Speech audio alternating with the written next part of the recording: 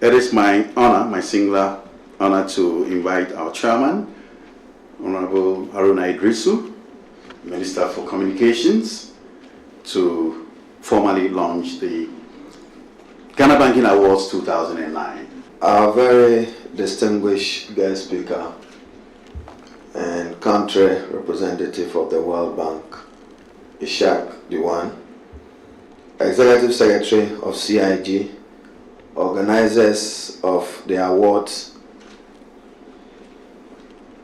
players and leaders of the banking industry in Ghana, distinguished ladies and gentlemen.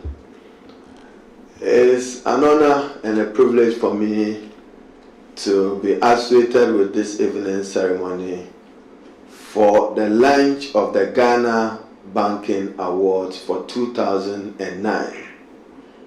Indeed, I'm privileged to share in the success of our banking industry this evening. And I'd like to share with you some nostalgic feelings which reminds me of how far we have come. Gone are the days when many of us struggled to step into a banking hall before 2 p.m. dead in order to be able to access banking services.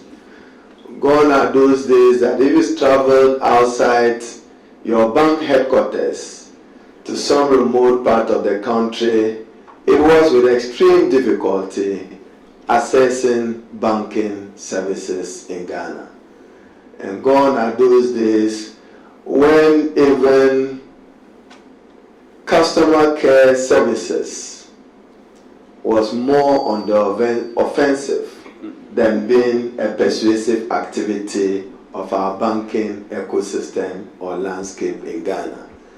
Therefore, we have every reason this evening to celebrate the success of 10 years of responding very positively to the major reforms that has undertaken place in the last decade of our life, whether through strengthening the regulatory arm of the Bank of Ghana or accepting more reforms.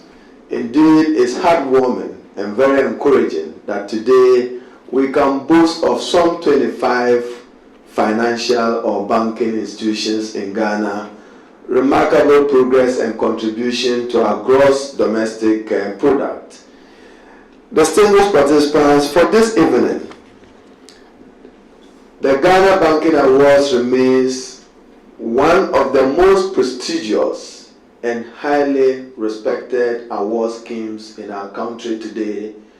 And it is not for nothing that even the promo or promotional activities of our banks today manifest in which award category a particular financial institution have been associated with in the past year.